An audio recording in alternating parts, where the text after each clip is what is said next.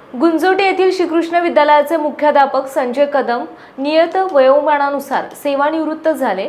यानिमित्त उमरगा विधानसभा मतदारसंघाचे आमदार प्रवीण स्वामी यांच्या हस्ते शुक्रवारी 29 रोजी त्यांचा सत्कार करण्यात आला। या प्रसंगी श्रीकृष्ण शिक्षण संस्थेचे सचिव डॉक्टर दामोदर पतंगे, अध्यक्ष विभावरी शाईवाले, उपाध्यक्ष प्रभाकर हिरवे, डॉक्टर BR पाटील, संचालक डॉक्टर सागर पतंगे, संगया स्वामी, सेवानिवृत्त प्राध्यापक रत्नाकर पतंगे, प्राध्यापक शेषराव पवार, नूतन मुख्याध्यापक अजय गायकवाड, उपमुख्याध्यापक रविराज पाटील, पर्यवेक्षक सत्यवान भालेराव, प्राथमिक विभागाचे मुख्याध्यापक दत्तात्रय गायकवाड, प्राध्यापक अभयकुमार हिरास यांची प्रमुख उपस्थिती होती। मुख्याध्यापक कदम यांनी 32 वर्ष सेवा बजावली। यावेळी डॉक्टर राजाराम निगडे, प्राध्यापक सुभाष कदम, अविनाश पाटील, बसवराज परंत यांनी मनोगत व्यक्त केले। उपमुख्याध्यापक अजय गायकवाड यांनी प्रास्ताविक तर सोमशंकर कुंभार यांनी सूत्रसंचालन केलं।